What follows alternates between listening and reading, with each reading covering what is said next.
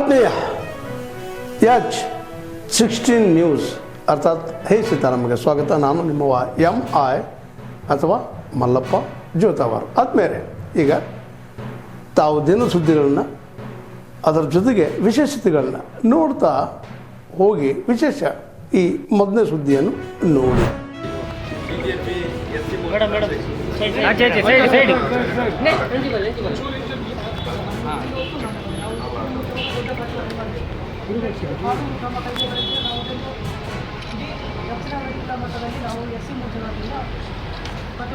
ದಕ್ಷಿಣ ಮಾತ್ರ ಅಲ್ಲ ಸರ್, ಇದು ಒಂದು ಸಮುದಾಯಕ್ಕೆ ಒಂದು ಅನ್ಯಾಯ ಆಗಿದೆ.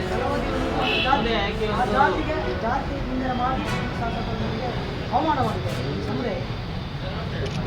ಮುಂದಿನ ದಿನಗಳಲ್ಲಿ ಇದಕ್ಕೆ ಸರಿಯಾದ ಸ್ಪಷ್ಟವನ್ನು ಕೊಡದೇ ಇದ್ದಾರೆ.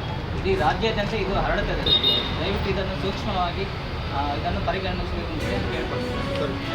ಇದು ನಮ್ಮ ಛಲವಾದಿ ನಾರಾಯಣ ಸ್ವಾಮಿ ಅವರು ವಿಪಕ್ಷದ ನಾಯಕರು ವಿಧಾನ ಪರಿಷತ್. ಅವರು ನಮ್ಮ ಏನು EB ರಾಮ್ಜಿ ಬಗ್ಗೆ ಒಂದು ಪ್ರತಿಭಟನಾ ಕಾರ್ಯಕ್ರಮದಲ್ಲಿ ಭಾಗವಹಿಸುವಾಗ ಒಂದು ಪದವನ್ನು ಉಲ್ಲೇಖ ಮಾಡಿದರು. ಆ ಪದದ ಬಗ್ಗೆ ಇವತ್ತು ಸ್ಥಳೀಯ ಶಾಸಕರು ಅಸಾಂವಿಧಾನಿಕವಾದ ಪದವನ್ನು ಬಳಸಿ ಅವರ ಜಾತಿಯನ್ನು ಉಲ್ಲೇಖ ಮಾಡಿ ಬಹುಶಃ ಅವರ ಮಾನಹಾನಿಕರವಾದ ಹೇಳಿಕೆಯನ್ನು ಕೊಟ್ಟು ಒಂದು ಭಾರತೀಯ ಜನತಾ ಪಾರ್ಟಿಯ ಒಬ್ಬ ನಾಯಕನನ್ನು ಇವತ್ತು ಅಲ್ಲಿ ಅವಮಾನ ಮಾಡುವಂಥ ಕೆಲಸವನ್ನು ಮಾಡಿದ್ದಾರೆ. ಅದಕ್ಕೆ ಬೇಕಾಗಿ ಅವರ ಮೇಲೆ ಸೂಕ್ತ ಕಾನೂನು ಕ್ರಮ ತಗೊಳ್ಬೇಕು ಅಂತೇಳಿ ಭಾರತೀಯ ಜನತಾ ಪಾರ್ಟಿ ನಮ್ಮ SC ಮೋರ್ಚಾದ ಒಂದು ಮನವಿಯನ್ನು ಕೊಡ್ತಾ ಇದ್ದೇವೆ. ಸೂಕ್ತ ಕಾನೂನು ಕ್ರಮ ತಗೊಂಡು ಅವರನ್ನು ಕಾನೂನಿನ ಒಂದು ಯಾವ್ಯಾವ ಸೆಕ್ಷನ್ ಇದ್ದಾವೆ ಅದರಲ್ಲಿ ಅವರಿಗೆ ದಂಡನೆಯನ್ನು ಹಾಕಬೇಕು ಅಂತೇಳಿ ನಾವು ಒತ್ತಾಯ ಮಾಡ್ತಾ ಇದ್ದೇವೆ. ಸೂಕ್ತ ಕಾನೂನು ಕ್ರಮ ತಗೊಳ್ತೀರಿ ಅನ್ನುವಂಥ ಭರವಸೆ ಕೂಡ ನಿಮ್ಮ ಮೇಲೆ ಇದೆ. ಒಂದು ವೇಳೆ ಇಲ್ಲಿಂದ ಕಾನೂನು ಕ್ರಮ ತಗೊಳ್ಳದೇ ಇದ್ದರೆ ಅದನ್ನು ಉಗ್ರ ರೂಪವಾಗಿ ಕೊಂಡೋಗ್ಲಿಕ್ಕೆ ನಾವೇನು ಮಾಡಬೇಕು ಮತ್ತು ಮಾಡ್ತೇವೆ. ಮೇಲಾಧಿಕಾರಿಗಳ ಗಮನಕ್ಕೂ ತರ್ತೇವೆ. ಅಲ್ಲಿಯೂ ಮತ್ತೊಂದು ಕಂಪ್ಲೇಂಟನ್ನು ನಮ್ಮ SP ಅವರಿಗೂ ನಾವು ಕೊಡುವವರಿದ್ದೇವೆ.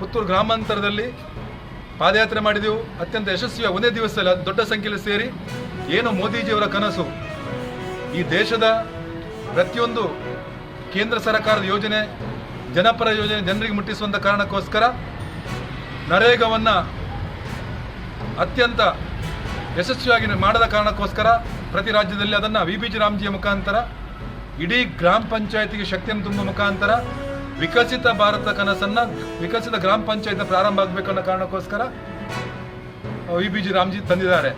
ಅದ್ರ ಜೊತೆಗೆ ಎಲ್ಲ ಸವಲತ್ತನ್ನು ಮುಂಚಿದ್ದ 100 ದಿವಸ 120 ದಿವಸಕ್ಕೆ ಮಾಡಿದ್ದಾರೆ. ಅದನ್ನು ಜನರಿಗೆ ಮುಟ್ಟಿಸುವಂಥ ಕೆಲಸವನ್ನು ಛಲವಾದಿ ನಾರಾಯಣ ಸ್ವಾಮಿ ತಮ್ಮ ಭಾಷಣದಲ್ಲಿ ಹೇಳಿದ್ದಾರೆ. ಅಷ್ಟೇ ಅಲ್ಲ, ಅವರ ಭಾಷಣದಲ್ಲಿ ಕಾಂಗ್ರೆಸ್ನವರು ಮಾಡಿದಂಥ ಪ್ರತಿಭಟನೆಗೆ ಇವರು ಸುಮ್ಮನೆ ಪ್ರತಿಭಟನೆ ಮಾಡ್ತಿದ್ದಾರೆ. ಇವರು ಪ್ರತಿಭಟನೆ ಮಾಡುವವರು ಏನು VBG ರಾಮ್ಜಿಯ ವಿಚಾರದಲ್ಲಿ ಸರಿಯಾಗಿ ಅರಿತುಕೊಳ್ಳದೆ ಪ್ರತಿಭಟನೆ ಮಾಡ್ತಿದ್ದಾರೆ. ಇದರಲ್ಲಿ ಭ್ರಷ್ಟಾಚಾರ ತಡೆಯುವ ಕಾರಣಕ್ಕೋಸ್ಕರ ಈ ಕಾಯ್ದೆಯನ್ನು ತಂದಿದ್ದಾರೆ. ಆ ಕಾರಣಕ್ಕೆ ಇಲ್ಲಿ ಈ ಭಾಗದ ಶಾಸಕರು ಯಾರು ಶಾಸಕರಂತ ಕೇಳಿ ಅಶೋಕ್ ಕುಮಾರ್ ರೈ ಅವರು ನನ್ನ ಹತ್ರ ಚರ್ಚೆಗೆ ಬರಲಿ, ಮುಕ್ತವಾಗಿ ಚರ್ಚೆಗೆ ಬರಲಿ, ವೇದಿಕೆಗೆ ಬರಲಿ. ಅವರು ಚರ್ಚೆಗೆ ಬಂದಾಗ ಇವರ ಸುಳ್ಳಿನ ಬಟ್ಟೆಯನ್ನು ಕಲಿಸ್ತೇನೆ ಅಂತ ಅಂದಿದ್ದಾರೆ. ಅಶೋಕ್ ಕುಮಾರ್ ರೈ ಅವರ ಬಟ್ಟೆ ಕಲಿಸ್ತೇನೆ ಅಂದದಲ್ಲ. ಆ ಮಾತಿಗೆ ಯಾವ ರೀತಿ ಅಂದರೆ ಅದೊಂದು ಮಾತು. ಇವರ ಮುಖವಾಡ ಕಳಚಿ ಹಾಕಿ, ಸುಳ್ಳಿನ ಮುಖವಾಡ ಕಳಚಿ ಹಾಕಿತು. ಇವರ ಸುಳ್ಳಿನ ಬಟ್ಟೆಲ್ಲ ಕಳಚಿ ಹಾಕಿ ಅವರು ಬಂದರೆ ಇವರ ಸುಳ್ಳಿನ ಮುಖವಾಡವನ್ನು ಬಟ್ಟೆಯನ್ನು ಕಲಚಿದ್ದೇನೆ ಅಂತ ಆ ರೀತಿಯಾಗಿ ಸ್ಪಷ್ಟವಾಗಿ ಹೇಳಿದ್ದಾರೆ. ಆದರೆ ಅಶೋಕ್ ಕುಮಾರ್ ರೈ ಅವರು ತನ್ನ ದಾಷ್ಟ್ಯದ ಮಾತಿನಿಂದ ಅದರ ಜೊತೆಗೆ ಒಂದು ರಾಜ್ಯ ನಾಯಕರನ್ನು ನಾಯಿಗೆ ಹೋಲಿಸುವ ಮುಖಾಂತರ ನಾಯಿ ಬೊಗಳ್ತದೆ ನನ್ನನ್ನೋದು ಅವರಿಗೆ ಶೋಭೆ ತರುವುದಿಲ್ಲ. ಅದರ ಜೊತೆಗೆ ಅವರು ಅಂದಿದ್ದಾರೆ ಅವರನ್ನು ಕರೆದದ್ದು ಯಾರಂತ ನೋಡಿ. ಅಶೋಕ್ ಕುಮಾರ್ ರೈ ಅವರೇ, ನಮ್ಮ ರಾಜ್ಯ ನಾಯಕರನ್ನು ಕರೀಬೇಕಾದ್ರೆ ನಿಮ್ಮ ಪರ್ಮಿಷನ್ ಅವಶ್ಯಕತೆ ಇಲ್ಲ. ನನ್ನನ್ನೋದು ನೀವು ಸರಿಯಾಗಿ ಇನ್ನೊಮ್ಮೆ ಆ ವಿಡಿಯೋವನ್ನು ನೋಡಿ. ನಿಮ್ಮ ಬಗ್ಗೆ ನಿಮ್ಮ ಬಟ್ಟೆ ತೆಗಿತೇನೆ ಅಂತ ಹೇಳಿದಲ್ಲ ಅವರೇ ಹೇಳಿದ್ದು ನಿಮ್ಮ ಸುಳ್ಳಿನ ಬಟ್ಟೆಯನ್ನು ಕಲಿಸ್ತೇನೆ. ನಿಮಗೆ ವೈಯಕ್ತಿಕವಾಗಿ ನಿಮ್ಮನ್ನು ಇದು ಮಾಡಲಿಲ್ಲ. ನಿಮ್ಮ ಸುಳ್ಳಿನ ಬಟ್ಟೆ ಅಂದ ತಕ್ಷಣ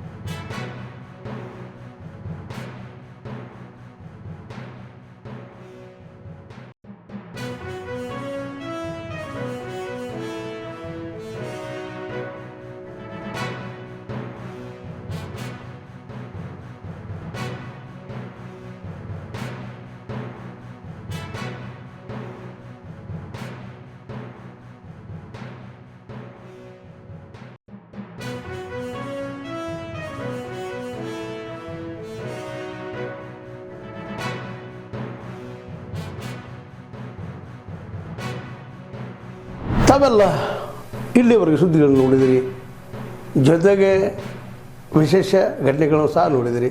ಅದು ನಿಮಗೇನು ಅನ್ನಿಸ್ತು? ನಿಮಗೆ ಲೈಕ್ ಮಾಡಿರಿ, ಶೇರ್ ಮಾಡಿರಿ, ಕಾಮೆಂಟ್ ಮಾಡಿರಿ, ಜೊತೆಗೆ ಸಬ್ಸ್ಕ್ರೈಬ್ ನಿಲ್ಲಿಸ್ಬೇಡ್ರಿ. H16 ನ್ಯೂಸ್ ಅರ್ಥಾತ್ ಸಿದ್ದರಾಮಯ್ಯ ಸತ್ಯದ ಕೈಗನ್ನಡಿ ವಂದನೆಗಳು.